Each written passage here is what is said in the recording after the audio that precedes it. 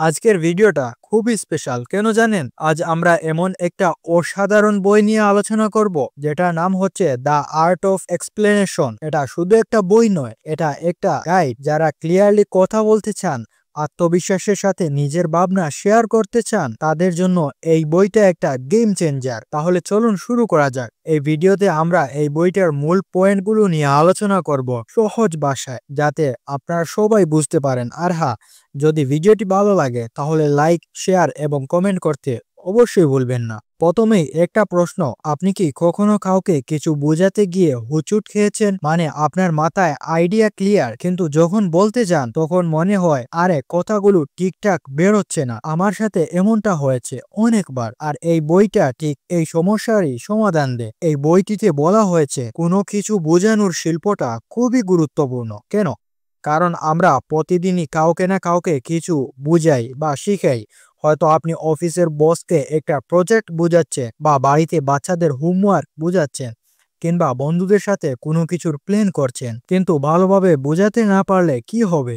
লোকে আপনার কথা শুনবে না, আপনার আইডিয়ার উপর ভরসা করবে না, আর আপনি নিজের উপরও আত্মবিশ্বাস হারিয়ে ফেলবেন। এই বইটা আমাদের শিখায় কিভাবে আমরা আমাদের কথাগুলো ক্লিয়ার আর কনফিডেন্সের সাথে বলতে পারি। এই বইয়ের মূল কথাটা হচ্ছে ভালোভাবে বোঝানোর জন্য তিনটি জিনিস দরকার। প্রথম, হতে হবে সহজ। দ্বিতীয়, তা হতে হবে আকর্ষণীয়। আর তৃতীয়, তা হতে হবে প্রভাবশালী। এই তিনটা জিনিস মিলে আপনার বোঝানোটা হয়ে যাবে পারফেক্ট। একটা উদাহরণ দেই, ধরুন আপনি একটা নতুন ব্যবসার আইডিয়া নিয়ে আপনার বন্ধুর সাথে কথা বলছেন, কিন্তু আপনি যদি ঘুরিয়ে পিছিয়ে কথা বলেন তাহলে আপনার বন্ধু বিরক্ত হবে। কিন্তু আপনি যদি সহজ ভাষায় বলেন, এই আইডিয়া আমাদের কোম্পানির জন্য অনেক উপকারে আসবে, এটা এভাবে কাজ করবে, তাহলে শুনতে কেমন হবে? এটাই হচ্ছে বোঝানোর শিল্প। এখন চলুন বইয়ের মূল কিছু শিক্ষা নিয়ে আলোচনা করি। আমি এখানে 5টা পয়েন্ট শেয়ার করব। প্রতিটা পয়েন্টই খুবই গুরুত্বপূর্ণ, আপনি এগুলো আজ থেকেই শুরু করতে পারেন। নাম্বার 1, সহজ ভাষা ব্যবহার করুন।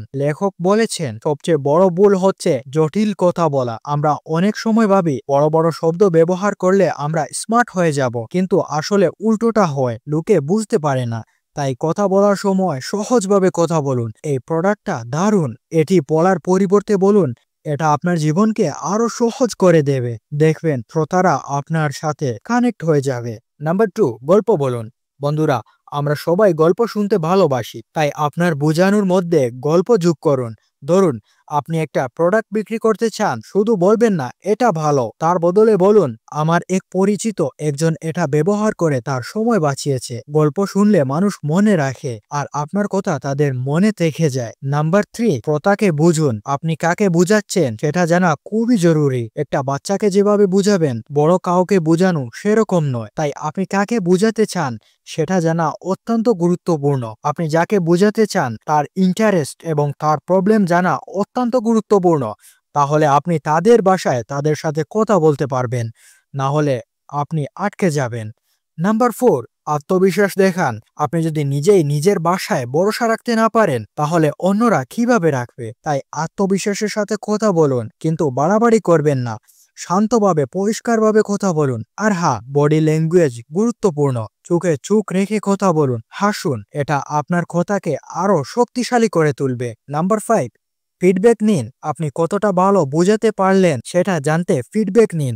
ধরুন আপনি একটা প্রজেকশন দিলেন, এরপরে জিজ্ঞাসা করুন আমার কথা কি পরিষ্কার ছিল নাকি বুঝতে সমস্যা হয়েছে। এটা আপনাকে আরো ভালো করতে সাহায্য করবে। এই পয়েন্টগুলো শুনে মনে হতে পারে ঠিক আছে, এগুলো তো বুঝলাম, কিন্তু আমার জীবনে এটা কিভাবে কাজে লাগবে? চলুন কয়েকটা বাস্তব উদাহরণ দেই। উদাহরণ নাম্বার 1, অফিসে।